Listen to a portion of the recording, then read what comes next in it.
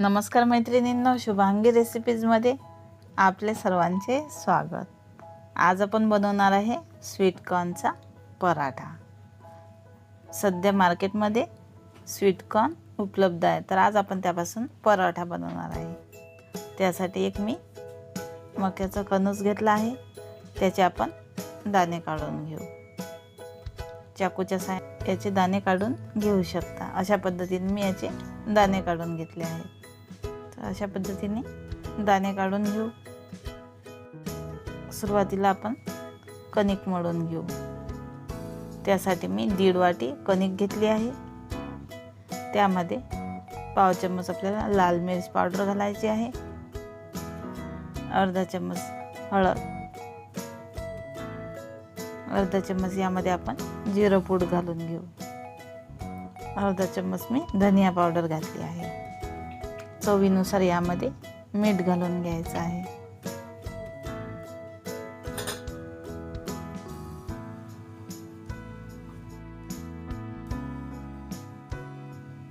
छान असं मिक्स करून घेऊ आणि यामध्ये आपल्याला थोडं थोडं पाणी घालून हे मळून घ्यायचं आहे।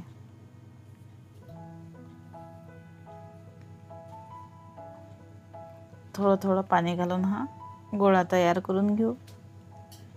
कणिक ही जास्त सैल नसावी।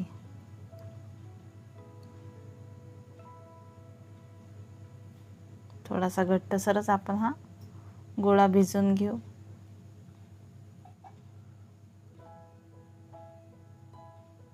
थोडंसं तेल लावून मी याला 10 मिनिटं झाकून ठेवते।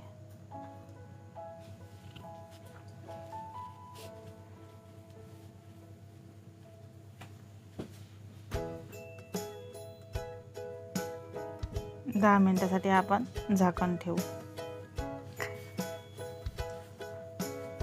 आता आपण सारण तयार करून घेऊ।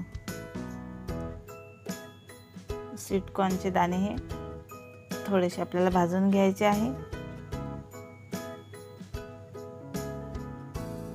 दाणे हे कोवळे आहेत, त्यामुळे आपण ते 2 ते 3 मिनिटं मंद आचेवर भाजून घेऊ।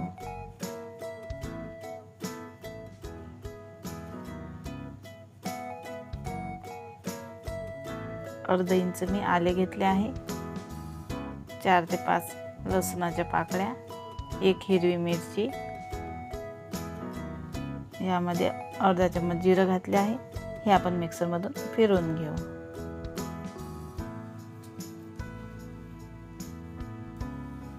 यामध्ये जे स्वीट कॉर्न घालून घेऊ आणि आपल्याला हे जाडसर काढून घ्यायचं आहे।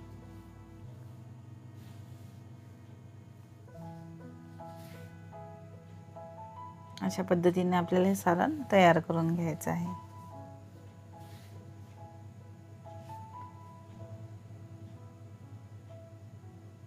यामध्ये आता 1 चम्मच धनिया पूड घालायची आहे,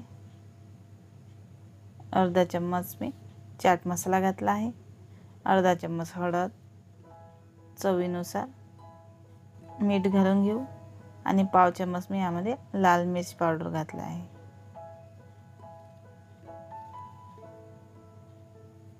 1 चम्मच कोथिंबीर घालून घ्यायची आहे। सर्व हे आता छान असं मिक्स करून घेऊ।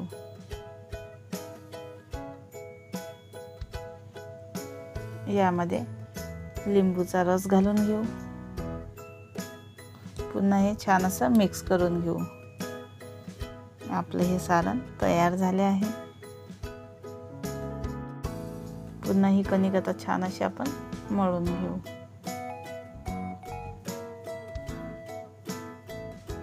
आता याचे आपल्याला छोटे छोटे गोळे करून घ्यायचे आहे। पोळीपेक्षा आपल्याला थोडासा लहान गोळा घ्यायचा आहे। याला घोळण लावून पातळ अशी आपल्याला ही पोळी लाटून घ्यायची आहे।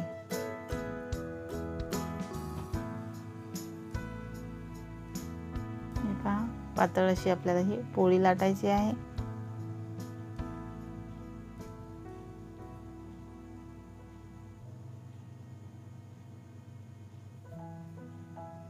यामध्ये सारण भरून घेऊ।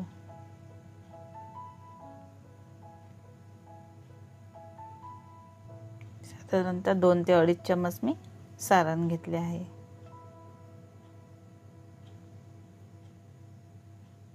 आता आपण ह्या पोळीला अशा पद्धतीने दुमडून घेऊ.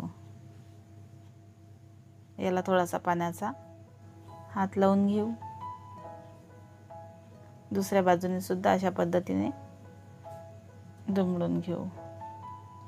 आणि आता खालच्या बाजूला पाणी लावून त्याला त्रिकोणी आकारात आपण दुमडून घेऊ.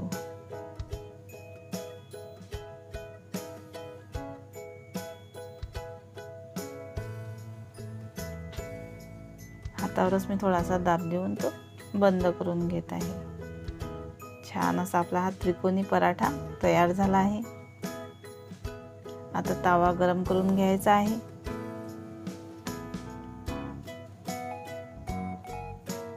तव्यावर तूप लावून घेत आहे. हवं तर तुम्ही तेलामध्ये सुद्धा हे भाजू शकता. छान असा पराठा आपल्याला हा भाजून घ्यायचा आहे. आता याला आपण परतून घेऊ.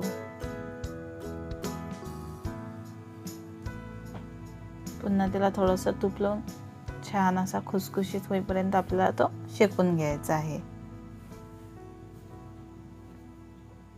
अशा पद्धतीने पराठा केला तर तो अजिबात फाटणार नाही.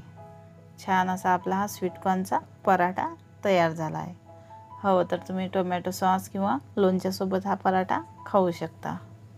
लहानांपासून तर मोठ्यांपर्यंत सर्वांनाच हा पराठा नक्कीच आवडेल. तर अशा साध्या व सोप्या नवनवीन रेसिपी पाहण्याकरता शुभांगी रेसिपी या चॅनलला लाईक आणि सबस्क्राईब जरूर करा.